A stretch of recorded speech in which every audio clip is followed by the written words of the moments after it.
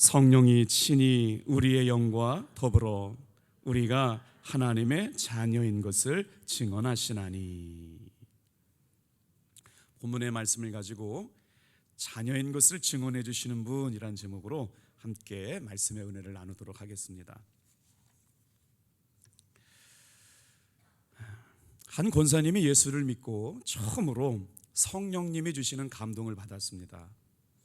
예수님을 믿고 있으면서도 펄펄 살아있는 성질 때문에 내가 정말 예수님을 믿는 사람인지 아닌지 고민하며 살 때가 많았다는데요, 그날만큼은 특별히 성령님께서 자기에게 주시는 감동이 임해서 기도가 깊어지는데 자꾸 하나님께서 한 행동을 하라고 강권하시는 강한 느낌을 받았어요.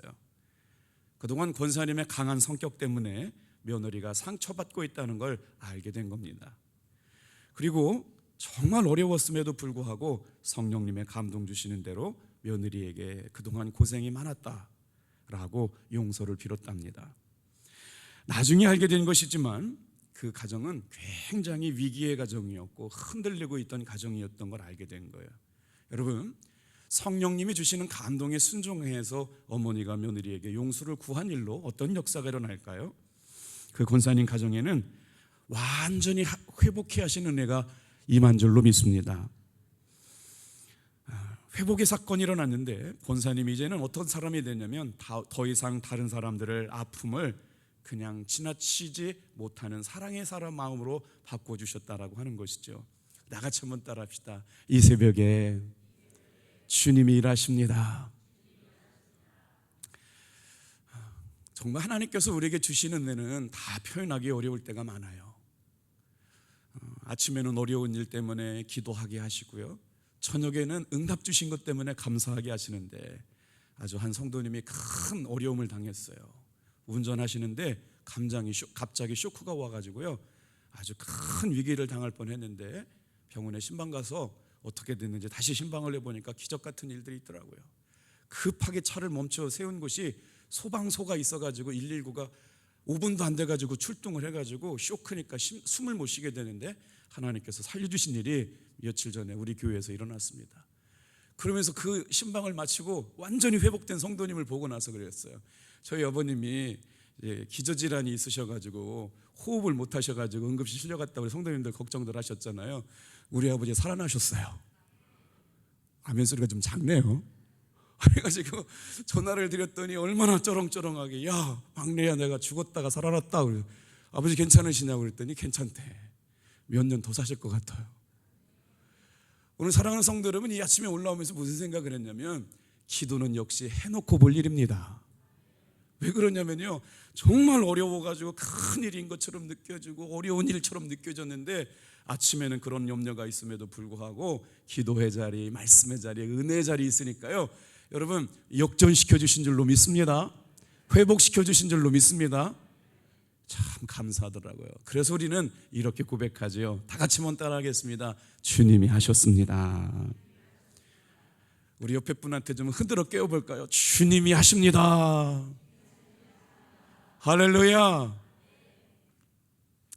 여자분들 표정도 보고 목소리도 보니까 조금씩 이제 지쳐가고 있어요.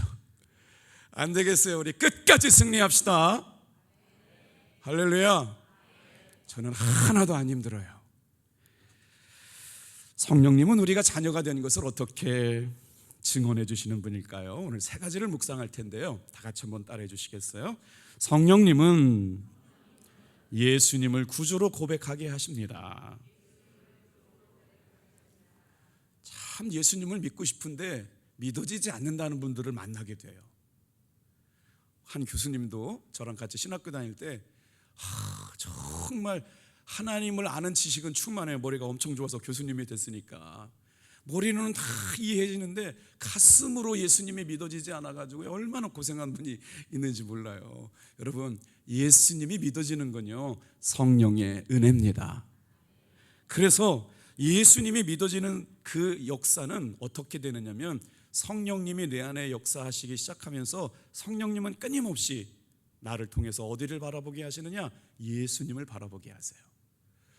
우리가 이렇게 한 달 동안 하나님 앞에 기도하고 전심으로 예배하는 것, 여러분, 이미 저와 여러분이 성령의 은혜 가운데 있기에 가능한 일입니다.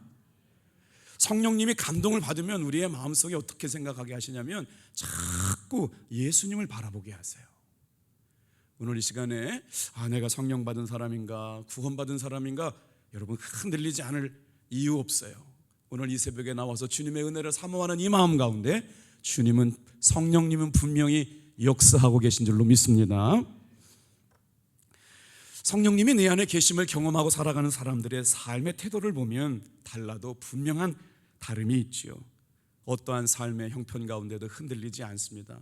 어떤 어려움이 와도 주님이 해결해 주실 것을 믿고 정말 주님의 일하심을 기대하는 믿음 안에서 넉넉히 이겨나가게 되죠. 그래서 오늘 이 새벽에도 왜 우리가 성령님을 묵상해야 되느냐, 성령님의 존재를 모르고 신앙생활하는 사람들이 간혹 흔들릴 때가 참 많아요.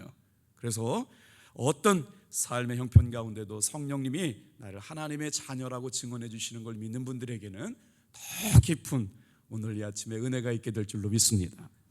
오늘 본문 말씀 같이 한번 읽어볼게요. 자, 시작. 성령이 친히 우리의 영과 더불어 우리가 하나님의 자녀인 것을 증언하시나니. 성령이 우리의 영과 더불어 우리가 하나님의 자녀인 것을 증언하시나니. 정말 안타깝게도 수많은 성도들 가운데 성령님의 존재를 인정하지 못하고 성령님이 운행하시는 것을 내 삶에서 경험하지 못함으로 말미암아 신앙생활에 답답함을 느끼게 되고 있거든요. 여러분, 우리가 오늘 본문 말씀을 그냥 읽었습니다만 종교개혁자 마르틴 루터가요, 로마서를 쓰면서 번역을 하면서, 원래는 다 라틴어로만 성경이 되어 있었는데 종교개혁이 우리 루터가 성경을 독일어로 번역하면서 시작했거든요. 만인 제사장설이 그냥 나온 게 아니라 누구든지 성경을 읽고 싶은 사람은 읽어야 되는데, 천주교는 사제들만 라틴어를 공부해가지고 하나님의 말씀을 독점적으로 해석하는 것 때문에 여러분 항상 그런 어려움이 있었잖아요. 그런데 이 루터가 성경을 번역하면서 이 말씀만큼은 황금색으로 기록해 놓고 싶다고 얘기한 구절이 있어요. 오늘 로마서 바로 8장 15절 16절 말씀만큼은 종교개혁자 루터가 얼마나 귀하고 사랑했던 말씀인지 이 구절 말씀은 황금 색깔로 기록해 놓고 싶다고 할 정도였어요. 오늘 본문의 말씀 보세요. 제가 한번 다시 읽어드릴게요. 성령이 친히 우리의 영과 더불어 우리가 하나님의 자녀인 것을 증언하시나니. 자, 15절 말씀 좀 한번 읽어볼게요. 자, 시작. 너희는 다시 무서워하는 종의 영을 받지 아니하고 양자의 영을 받았으므로 우리가 아빠, 아버지라 부르짖느니라. 제가 로마서를 많이 읽을 때 8.15만 생각했어요. 8.15 아빠, 아버지, 하나님. 그래서 그거 잊어버리지가 않아요.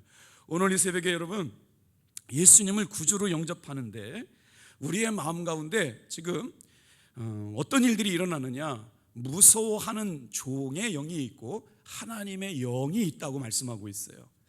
루터가 자기의 본질적인 은혜를 깨닫고 나서 이 말씀이 너무나 귀하기 때문에 황금색으로 칠할 만큼 은혜가 있었던 말씀인데, 우리가 왜 예수님을 믿으면서 성령님의 운행 가운데 따라가야 할까요? 죄를 지으면 우리 마음속에 두려움이 틈타 들어옵니다. 하나님을 두려워하지 않는 사람에게는 천국이나 지옥의 개념을 모르기 때문에 죄를 지어도 불편한 마음이 하나도 없어요. 자기 만족과 자기 유익을 살아가기 때문에 아무리 음란하게 살아도 아무리 죄악 가운데 있어도 두려움 개념이 없습니다. 그런데 예수 믿는 사람에게는 천국과 지옥이 있는 걸 알죠. 그리고 나서 하나님의 준엄한 심판이 있다는 걸 알기 때문에 죄가 들어오면 성령님께서 우리의 마음을 근심하게 만들고 두렵게 만들어요. 이 말은 하나님의 자녀들만 하나님이 주시는 은혜를 경험하고 하나님이 주시는 두려운 마음을 경험하게 되는데, 성령님은 어떻게 하시느냐? 다 같이 한번 따라해 볼까요? 내 삶의 두려움을 이기게 하신다. 할렐루야. 여러분, 우리가 왜 이 자리에 아침에 와서 새벽마다 기도합니까? 순간순간 여러분, 사탄은 우리의 삶에 불화살을 쏘면서 예수 믿어봐야 소용없다, 기도해봐야 소용없다, 낙심하게 되고 절망하게 되고 두려움 가운데 내버려 두지만, 성령이 오늘 이 시간 우리에게 증거해 주시는 것이 있는데, 그 증거는 뭐냐면 하나님의 자녀는 삶이 가져오는 두려움을 이기게 하시는 성령님의 은혜를 경험하고 살아가는 사람들인 줄로 믿습니다. 두 구절의 성경 말씀을 읽을 텐데 이 말씀을 한번 확증해 주는 말씀이에요. 고린도전서 12장 3절, 요한일서 4장 13절 15절. 자, 같이 한번 읽어볼게요. 잘 읽어봅시다. 시작. 그러므로 내가 너희에게 알리노니 하나님의 영으로 말하는 자는 누구든지 예수를 저주라 하지 아니하고 또 성령으로 아니하고는 누구든지 예수를 주시라 할 수 없느니라. 조금 이따 다시 올게요. 또 읽어요. 시작. 그의 성령을 우리에게 주심으로 우리가 그 안에 거하고 그가 우리 안에 거하시는 줄을 아느니라.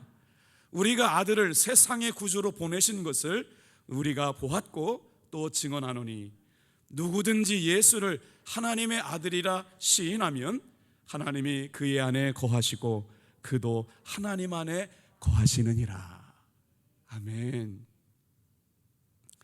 자, 성령으로 아니하고는 예수님을 주시라고 고백할 수 있는 사람이 없는데 이 새벽에 여러분 예수님이 나의 진정한 주님이시라고 고백하는 분만 아멘 해볼게요. 할렐루야. 성령님이 아니시고서는 하나님을 여러분 이렇게 표현되어 있어요. 예수님을 저주라고 얘기하는 거예요. 하나님께서 예수님을 구주로 보냈는데 그분은 저주를 받았다라고 하는 자리에 머물러 있지 않아요. 그래서 저주라고 하지 아니하고 성령을 통해서는 예수님을 구주라고 얘기하는 사람이 됩니다. 저주받은 사람은 죄인으로 얘기하는 거예요. 예수님이 저주를 받아서 여러분 십자가를 지셨잖아요.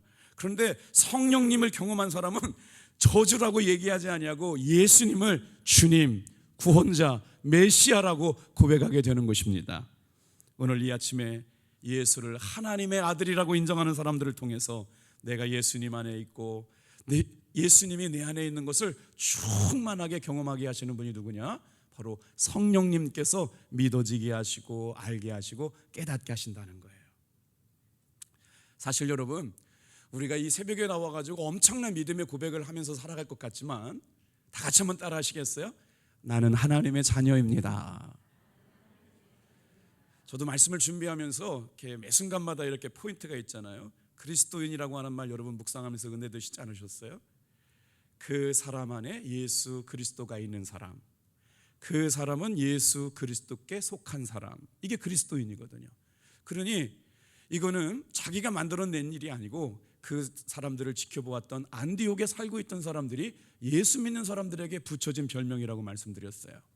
이 새벽에 나와 있는 사람들이 하나님이 우리 주변에 있는 사람들을 통해서 저 사람은 진짜 예수님이 그 안에 거하시는 사람이야 라고 고백하면 좋겠습니다.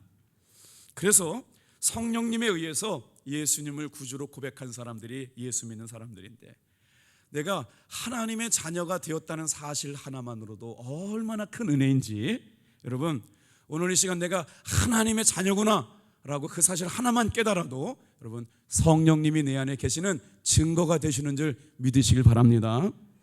우리가 예수님을 주님으로 부르는 게 너무나 익숙해서 주님 주님 그렇지만 사실 여러분 너무나 익숙한 건 아닙니다.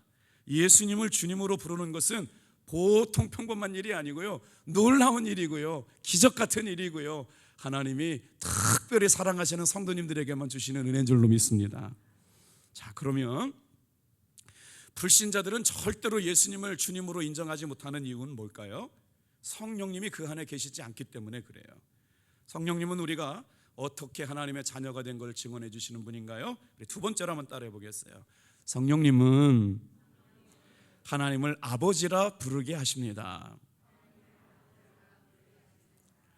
제가 말씀을 준비하면서 하나님을 사랑하는 성도들의 삶의 고백, 예수님을 인격적으로 만난 사람들의 삶의 변화가 있는 걸 특징적으로 찾아보니까요, 예수님을 믿는 사람들은 뭐라고 고백하느냐면요, 정말 기적 같은 방법으로 하나님을 아버지라고 부르기 시작해요. 저는 자라면서 어머니는 부르기만 해도 눈물이 나는데 아버지가 이렇게 무섭거나 폭력적인 아버지가 아닌데도 이상하게 아버지 그러면 별로 이렇게 감동이 없고 어머니 그러면 이렇게 막 눈물이 쭉 흐르는 막내의 특성인가 봐요. 그런데 최근에는 이제 아버지의 사랑이 느껴지기 시작했어요. 그래서 어제는 이렇게 아버지 전화했는데 죄송한 마음도 들고 부족한 마음도 들고 그래서 살아계신다라고 하는 것 그것만으로도 감사가 되더라고요. 그런데 여러분 한번 생각해 보세요. 우리가 이 새벽에 나와서 아버지 하나님, 그런데 어떤 분들은 아버지 하나님을 부르지 못하는 목사님이 계시더라고요. 저한테 와서 그러시더라고요. 자기는 아버지 하나님에 대해서 설명할 수가 없다는 거예요. 아버지 하나님, 그런데 그 아버지 하나님이 전혀 느낌이 오지 않는다는 거예요. 아버지가 부재셨어요. 그래서 아버지 하나님이라고 하는 느낌을 모르면서 목회하는 게 얼마나 힘든지 모르겠다고 얘기했는데, 오늘 여러분 중에도 그런 분이 있어요. 근데 아버지 하나님, 그런데요, 하나님을 아버지라고 부르기 시작한 사람은 예수님이 믿어지고 성령님이 내 안에 계신 분이라고 여러분 확신하시기 바랍니다. 왜 그럴까요? 자, 성령께서 내 안에 역사하시고 나와 동행하시겠다는 말씀이 있어요. 로마서 8장 15절 16절 말씀 같이 읽어보겠습니다. 시작. 너희는 다시 무서워하는 종의 영을 받지 아니하고 양자의 영을 받았으므로 우리가 아빠 아버지라고 부르짖느니라. 성령이 친히 우리의 영과 더불어 우리가 하나님의 자녀인 것을 증언하시나니. 여기서 중요한 지금 두 영을 말하고 있어요. 자, 양자의 영을 받고 있는데 하나는 성령의 영이시고 하나는 뭐라고요? 종의 영이에요. 하나님을 아버지라고 부르게 된 것은 분명히 성령의 역사라고 하는 말입니다. 하나님을 아빠라고 부르실 수 있다라고 하는 것, 그때 그냥 부르는 말이 아니고 아빠, 아버지, 그때 사랑의 감정이 들어오지요. 감격에 차서 아버지를 바라는 그 마음 가운데는요, 정말 기쁨과 모든 것을 다 해결해 주시는 하나님의 은혜와 사랑의 감정을 가지고 아버지라고 부를 수 있어요. 이 새벽에 하나님 아버지를 힘차게 부르고 그 사랑 안에 머물러 있기를 축복합니다. 그렇게 부를 수 있다라고 하는 건 신뢰가 바탕되어졌다는 것이죠. 하나님께서 자녀들에게 주시는 기쁨과 만족과 은혜를 더하여 주실 줄로 믿습니다. 오늘 이 아침에 새벽에 올라올 때마다 느낌이 있는데요, 자꾸 주님이 제 마음속에 한 단어를 주셨어요. 다 같이 한번 따라해야 될 것 같아요. 예수님 안에서 아버지 하나님이 좋은 일을 허락하십니다. 항상 이런 마음이 들지 않잖아요. 사실은 설교를 준비하다 보면 어떤 날은 빨리 준비가 되는 날이 있고 어떤 날은 3시간, 4시간을 앉아 있어도요 준비가 안 될 날이 있어요. 최근에 구로 감리교회에 제 동생이 담임 목사가 됐는데 이제 취임을 며칠 앞두고 있는데 자기가 취임을 하고 나서 지금 정신이 없다는 거예요. 그래서 왜 정신이 없냐 했더니 설교에 파묻혀가지고 도대체 별을 볼 수 없을 만큼 어렵다는 거예요. 1년 반 고생해야 담임이 된단다. 그래서 제가 쪼큰데 쪼크를 안 받아주시네. 그러니까 여러분 보세요. 하나님께서 우리에게 주시는데 그 이상주라고 하는 목사가 영월에서 20년 동안 정말 시골 교회를 열심히 목회했는데 아내하고 사모가 그랬대요. 야, 우리는 이제 시골에서 이렇게 평생 시골 목사로 인생을 끝내야 되나 본데 그분이 어떻게 살아왔고 그분이 어떻게 믿음 생활했는지를 주변이 잘 알아가지고요, 여러분 시골에서 20년 목회한 사람을 서울로 이렇게 옮겨가는 건 기적 중에 기적이거든요. 그런데 그렇게 목회지를 옮겨주시고 나니까 주변 사람들이 나는 이상주 목사가 잘 될 줄 알았어, 이상주 목사가 분명히 하나님 역사하실 줄 알았다고 고백하더라고요. 오늘 이 새벽에 제가 그 말씀을 듣고 정말 예수님 안에서 잘 되는 역사가 있구나. 할렐루야. 오늘 이 새벽에 여러분 우리가 하나님 앞에 전심으로 예배하고 하나님을 기쁘시게 하고 기도하게 될 때 예수님 안에서 좋은 일이 일어남을 믿으시길 바랍니다. 진짜 그래요. 우리가 하나님을 아버지라고 부를 때 우리의 마음속에 하나님의 사랑이 임하거든요. 주님이 나와 함께 하시고 주님이 나와 성령님이 내 안에 계신 것을 경험하고 살아가는데 어떻게 하나님을 의심하며 살아갈 수가 있겠어요? 그래서 여러분 여기 중요한 단서가 하나 있습니다. 신앙생활 하다가 은혜를 잘 받지 못하는 분들은 자기가 가지고 있는 지식이 너무나 많아요. 그래서 자꾸 논리로 따지고 이성으로 따지고 하나님을 재단해요. 그리고 하나님을 어떻게 알려고만 하냐면 교리로 하나님을 알려고 그래요. 맞아요. 하나님과 성령님과 예수님에 대한 아는 지식은 너무나도 많은데 그 하나님의 사랑, 하나님의 은혜, 하나님이 주시는 감동을 여러분 교리로 알 수 있는 게 아닙니다. 여러분 믿음으로 받으시길 바랍니다. 그래서 이 교리로 믿는 역사, 믿음 안에는 역사가 일어나지 않아요. 죄사함이 죄를 이기는 힘이 없고요, 습관적으로 짓는 죄를 이길 힘이 없어요. 그래서 은밀한 죄에 사로잡히기도 합니다. 우리가 정말 예수님을 믿으면서 믿음으로 믿어야 될 것은 바로 뭐냐면 교회에 다니면서도 변화되지 않는 사람들이에요. 신앙생활이 뭔지, 교리는 뭔지, 하나님은 누군지, 성령님은 다 누군지 알면서도 그분을 경험하지 못하기 때문에 생명과 능력이 나타나지 않는 거예요. 자, 오늘 중요한 그 루터가 왜 그렇게 양자의 영을 받았다고 얘기한가요? 그 말씀을 오늘 같이 나누려고 그래요. 성령 받지 못한 사람은 하나님을 아버지라고 부르지 못합니다. 그래서 구원받는 자에게는 다 같이 한번 따라합시다. 양자의 영이 역사하신다. 근데 불신자에게는 어떤 영이 역사하느냐? 바로 무서워하는 종의 영이 역사하기 시작하는 거예요. 루터는 그걸 알았어요. 성령이 내주하시는 사람은 하나님께서 나를 양자 삼으셔가지고 주님의 자녀가 된 것이 믿어지니까요, 성령님과 동행하게 됩니다. 그런데 무서워하는 종의 영을 받은 사람은 정말 하나님을 알지 못하기 때문에 자기 만족과 자기 유익을 위하여 살아가는 사람이 되죠. 사도 야고보가 2장 19절에서 이렇게, 하나님을 아는 사람들은 이렇게 표현했대요. 같이 한번 볼게요. 시작. 내가 하나님은 한 분이신 줄을 믿느냐? 잘하는도다. 귀신들도 믿고 떠느니라. 세상의 귀신들도요, 하나님이 살아계신 걸 알고 두렵고 떨고 있다는 거예요. 이 새벽에 하나님께서 저와 여러분을 너무 사랑하셔서 은혜 가운데 불러주셨습니다.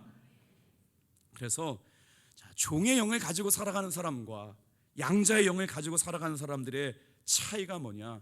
하나님의 은혜로 살아가게 되는데, 하나님을 만나지 못한 사람은 죄로 인하여 무서워하게 되고, 종의 영을 가진 사람은 다시 한번 십자가를 묵상하면서 하나님이 주시는 평안함, 기쁨, 자유함 가운데 머무르게 되는 것이죠.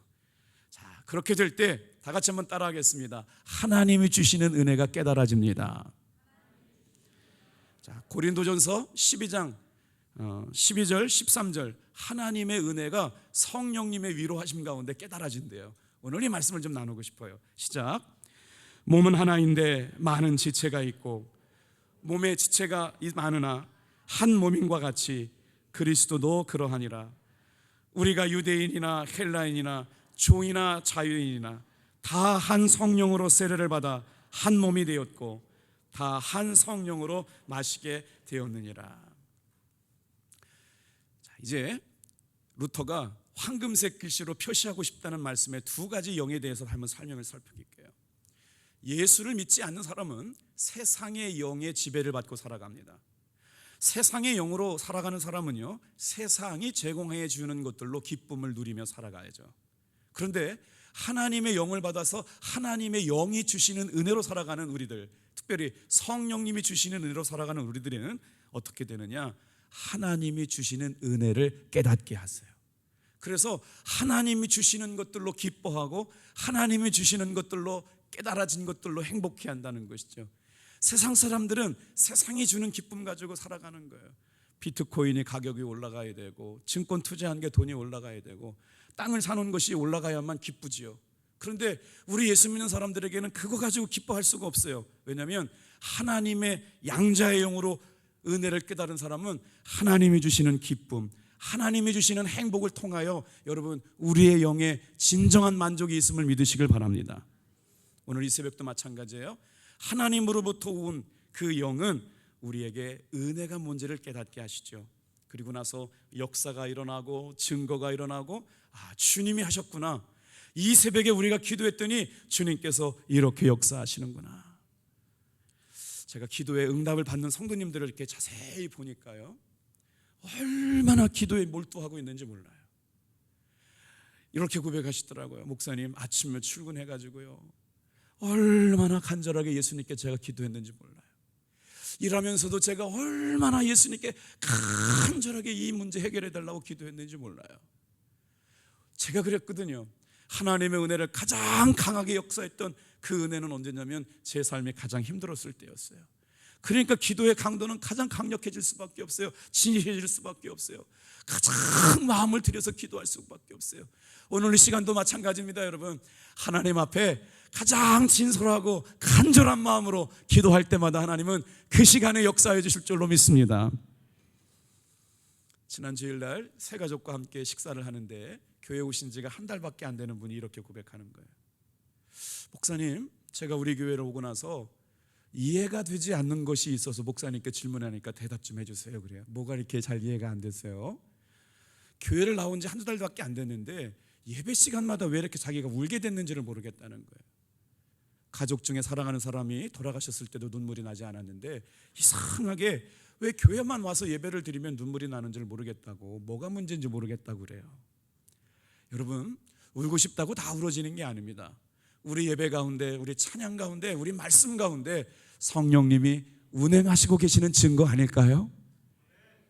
오늘 하나님 살아계심이 내 안에 증거되는 역사는 어떠냐면요, 맞아요, 세상의 노래도 임영웅 씨 노래를 들어보면 눈물 나지 않아요.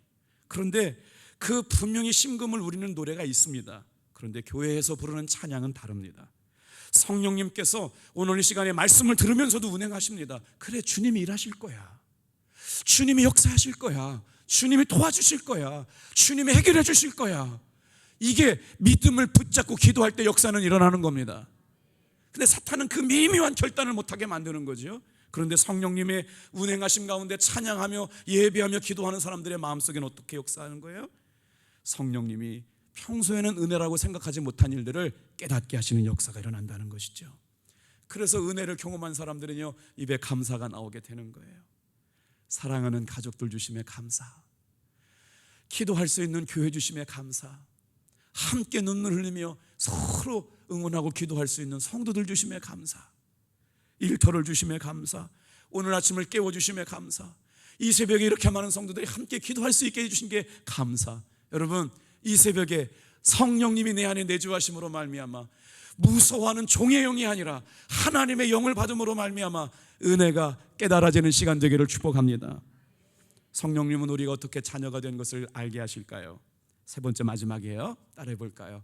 용서와 사랑의 마음이 생기게 하십니다. 하나님을 아버지라고 부르는 것, 그리고 예수님 안에서 주님이 나에게 충만한 가운데 은혜를 베풀어 주시는 것, 성령의 은혜가 아닐 수가 없어요. 요한일서 4장 12절 13절 말씀을 같이 한번 읽어볼게요. 자, 시작. 사랑하는 자들아, 하나님이 이같이 우리를 사랑하셨은즉 우리도 서로 사랑하는 것이 마땅하도다. 어느 때나 하나님을 본 사람이 없으되 만일 우리가 서로 사랑하면 하나님이 우리 안에 거하시고 그의 사랑이 우리 안에 온전히 이루어지느니라. 성경학자들은 서로 사랑이라고 하는 단어가 교회의 정체성이라고 이야기하는 분이 있어요. 성경 말씀을 읽다가 서로라고 하는 단어가 얼마나 역사하게 성경에 많이 등장하시는 줄 아세요? 여러분, 성령님이 내 안에 계신 사람의 특징이 있어요. 용서의 마음을 주시고요, 사랑할 수 있는 마음을 허락하신다는 거예요. 어디요? 서로 성도들의 마음속에. 오늘 이 새벽에도 성령님이 내주하심으로 말미암아 서로 사랑하게 하시고 서로 용서하게 하여 주실 줄로 믿습니다. 어제 저에게 이렇게 문자가 하나 왔는데요, 급한 환자가 지금 우리 성도님이 병원에 계시다니까 서로 병원에 신방하고 오시고 나서 저한테 인증샷을 보여주신 분들이 계세요. 얼마나 감사한 줄 아세요? 제가 이렇게 누군가 어려움을 당할 때 말하지 않아도 우리 성도님들이 서로 신방하고 응원해 주시고 기도해 주시고, 어제는 정말 쇼크가 와가지고 진료를 받는 순간에도 쇼크가 2번 와가지고 의사 선생님이 정말 위기였다는 거예요. 돌아가실 수가 있었다는 거예요. 저혈압의 기준 밑으로 떨어졌기 때문에 정말 위기가 있어가지고 힘들었는데 그 다음날 다시 신방 갔더니 얼마나 생명을 주셔가지고 살아계신지. 할렐루야. 오늘 이 새벽도 마찬가지입니다. 여러분, 오늘은 정말 낙심되고 절망되고 힘들어서 어찌할 바 모르는데 이 새벽에 기도함으로 말미암아 살리시는 역사, 회복시키시는 역사, 치유하시는 역사가 나타나게 될 줄로 믿습니다. 오늘도 이 새벽에는 한 가지 주님의 말씀만 들릴 거예요. 사랑해라, 용서해라. 하나 아주머니가 복음의 말씀을 듣고 예수님을 믿게 되어서 교회를 다니는데요, 이분은 그만 교회를 다니는 걸 포기했답니다. 왜 그랬을까요? 목사님의 말씀을 듣고 은혜를 받다 보니까 용서하기 싫은, 정말 미운 시어머니를 용서하게 될까 봐 교회 다니는 걸 그만되었대요. 이유를 들어보니까 결혼할 때부터 시어머니가 자기를 탐탁치 않게 한 게 있어서 얼마나 시집살이를 많이 했는지 절대로 용서하지 않겠다는 결심을 가지고 날마다 시어머니를 미워하고 절대로 용서하지 않겠다는 마음을 가지고 있었는데, 교회를 가가지고 말씀을 듣다 보니까 계속 시어머니를 용서해라, 시어머니를 용서해라, 시어머니를 용서해라 그 음성이 들려가지고 이제 교회 다니면 내가 이 미워하는 시어머니를 용서하게 될까 봐 교회를 다니지 않게 되었대요. 그럴 수는 없는 거 아닌가? 주님은 용서하라고 그러는데 그럴 수는 없는 거 아닌가?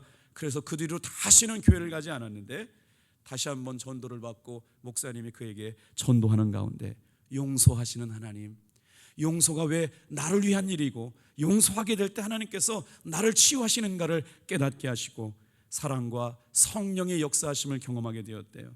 그리고 다시 그분이 교회를 다니게 되었는데요, 그 목사님이 이렇게 얘기하더래요.